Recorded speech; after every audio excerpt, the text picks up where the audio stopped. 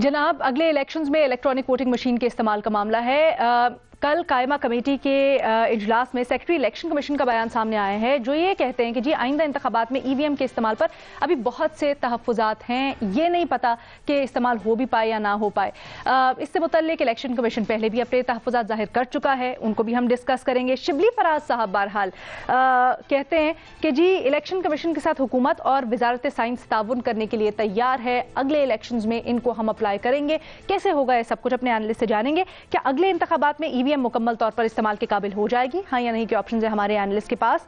क्या राय है आपकी इसके ऊपर बेनजीर, क्योंकि तहफ़्फ़ुज़ात तो हमने पहले भी सुने थे, बट अब थोड़ी सी सूरत हाल मुख्तलिफ हो जाती है जब कानून बन गया। तो अलीना, इसका जवाब है नहीं। अगले इलेक्शन में ईवीएम और शायद आई वोटिंग नहीं इस्तेमाल होगी, और इसका जवाब मैं नहीं दे रही। ये एक तरह से अटॉर्नी जनरल पाकिस्तान ने रात को एक शो में दे दिया था। उनसे पूछा गया कि अगले इलेक्शन में ईवीएम और आई वोटिंग इस्तेमाल होगी, तो उन्होंने कहा देखिए ये जो अब कानून आया है, जो जॉइंट सेशन में आके हमने रखा है, वो पाबंद नहीं करती ईसीपी को कि वो अगले इलेक्शन ईवीएम और आई वोटिंग के साथ कराए, बल्कि वो कहते हैं कि ईसीपी कोई सा भी ऐसा सिस्टम ला सकती है और इंतज़ार कर सकती है कि ऐसा सिस्टम आए जिसमें सिक्योरिटी भी हो और सीक्रेसी भी हो। अच्छा, इसका मतलब ये है अलीना कि अब आपने ईसीपी को वक्त दे दिया है कि वो एक सिस्टम लाएं, उसको एक्सपेरिमेंट करें, उसको टेस्ट करें। अगर वो उस सिस्टम से खुश हैं तो वो उसको इस्तेमाल कर सकते हैं इलेक्शन में, अगर वो नहीं खुश हैं तो वो और टाइम मांग सकते हैं। अच्छा, ये इसलिए बहुत अहम है क्योंकि पहला जो कानून लाई थी हुकूमत ऑर्डिनेंस के जरिए, आपको याद होगा ईवीएम का, उसमें लिखा हुआ था कि ईवीएम और आई वोटिंग को यकीनी बनाना है। इंश्योर शैल, ईसीपी शैल इंश्योर।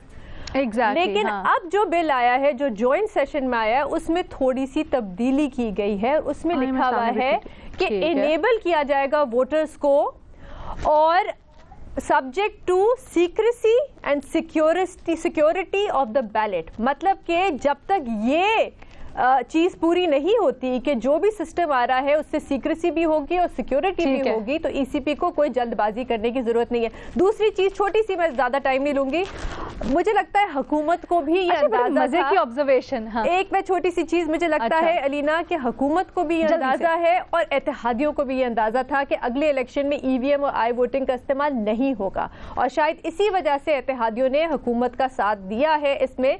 क्योंकि अभी और ये मैंने खबर कंफर्म की है, देखिए लाहौर में जो अभी बाय इलेक्शन हो रहा है उसमें ईसीपी ने मिनिस्ट्री ऑफ साइंस से कहा कि आप हमें ईवीएम्स दें, हमने टेस्ट करने हैं। मिनिस्ट्री ऑफ साइंस ने कहा हमें 3 से 4 महीने बनेंगे एक हल्के के ईवीएम्स बनाने के लिए। तो आप सोचें कि क्या ये पूरे पाकिस्तान के हल्कों के लिए ईवीएम्स बना सकेंगे, कर पाएंगे? बहुत बड़ा सवालिया निशान है। लेकिन उससे भी बुनियादी सवाल है न्याजी साहब, अगर तो यही मसला है, जैसे बेनजीर अभी कह रही हैं, बड़ी दिलचस्प ऑब्जर्वेशन है, तो फिर हुकूमत ने इत्तेहादियों के साथ मिलके इतनी जल्दी में ये कानून साजी क्यों करवाई? क्या जरूरत थी अगर ऐसा ही था, अगले इलेक्शंस के लिए अप्लाई नहीं करना था? तो असल में हमारा जो है ना, जो निज़ाम है उसके अंदर मिस्ट्रीज इतनी ज़्यादा है, ऐसा मिस्टीरियस है कि आप जिस तरीके से मर्जी जायचा बनाए, दिमाग कहीं पहुंचता नहीं है।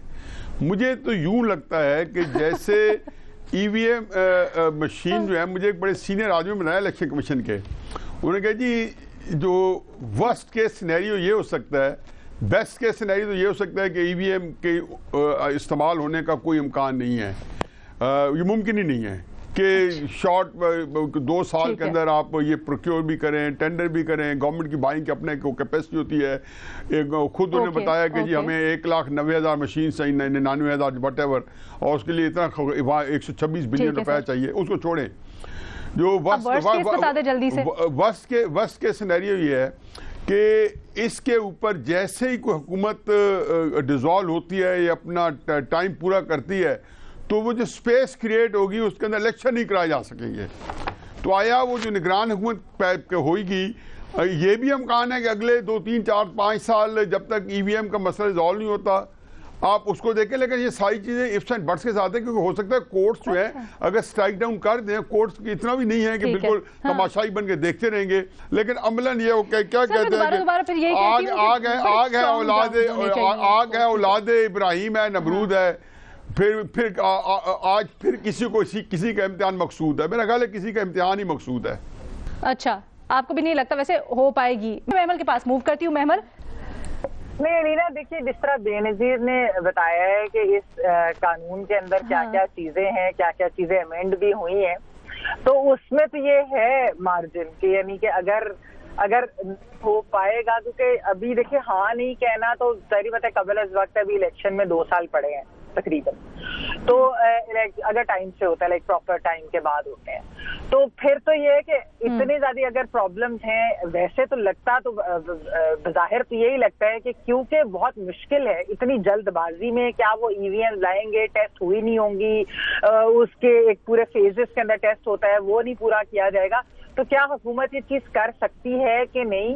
फिर दूसरी तरफ इलेक्शन कमीशन ऑफ पाकिस्तान के अंदर भी खाली ये नहीं है कि ईवीएम वज़ीर आज़म ने तो इसको जिहाद का है ना, वो तो कहते हैं कि जी ये करना जरूरी है, तो वो तो हर चीज अपनी ताकत में इस्तेमाल करेगी हुकूमत, जाहिरी बात है इसको इम्प्लीमेंट करवाने के लिए, तब भी आपको मुश्किल लग रहा है? देखिए रीना, अगर कैपेसिटी, देखिए ईसीपी ने पहले भी जो इसके अंदर रिजर्वेशन शो की थी उसमें एक बहुत बड़ी चीज ये थी कैपेसिटी, यानी कि ट्रेनिंग करनी होती है, इसके बहुत ज्यादा वो होते हैं, काफी ज्यादा चीजें, क्या आप उसको कहते हैं, सॉरी, बहुत ज्यादा स्टेजेस होती है, जब स्टेजेस ही नहीं पूरी हो सकेंगी तो क्या फिर तब ये जी, तो फिर मेरे ख्याल में मुश्किल जरूर लगता है। हाँ नहीं का इसलिए नहीं कह सकते क्योंकि जाहिर बात है अगर वो किसी मुश्किल जरूर लगता है, नामुमकिन अभी आप ठीक है ऑप्शन नहीं देंगी, लेकिन ये कि अगर करने को या हुकूमत कुछ करना चाहे। ओके महमल आ गया, मेरे पास बड़ा कम टाइम है, मैं बड़ी सरप्राइज्ड हूँ इस ऑब्जर्वेशन से, क्योंकि मजहर अब्बास साहब हम तो यही बात कर रहे थे कि हुकूमत ने जल्दी में इसलिए करवाई है, अगले इलेक्शन में जरूर अप्लाई करेंगे, क्या आपको भी यही लगता है कि नहीं हो पाएंगे? और फिर बयानिया सियासी कहाँ पर जाएगा पीटीआई का इससे मुताल्लिक? पाकिस्तान की सियासत में हर चीज मुमकिन है। देखिए हम सियासी तसादुम की तरफ बढ़ रहे हैं और ये सूरत हाल है, मुझे नजर ये आ रहा है कि इलेक्शन कमीशन और गवर्नमेंट के दरमियान एक तसादुम वाली सूरत हाल है, गवर्नमेंट और अपोजिशन के दरमियान एक तसादुम वाली सूरत हाल है। इमरान खान दो मामलों में बहुत डेस्परेट नजर आते हैं, एक ओवरसीज पाकिस्तानियों के वोटिंग राइट के हवाले से और दूसरे ईवीएम के हवाले से। देखिए ये सारी सूरत हाल एक तसादुम की तरफ ले जा रही है। मेरा ख्याल है गवर्नमेंट इन हेस्ट नजर आती है, गवर्नमेंट बहुत जल्दी में चीजें कर रही है। आप एक तो उसूल तय कर लें ईवीएम के तहत इलेक्शन करवाने, लेकिन ये जरूरी नहीं है कि इस चीज पे प्रेशर ना डालें कि जी 2023 में ही इलेक्शन करवाने ईवीएम के तहत। आप एक उसूल को तय करें ना, एक उसूल तय करें कि ईवीएम की तरफ हमें जाना चाहिए, अब 2023 में जाएं या 2028 में जाएं।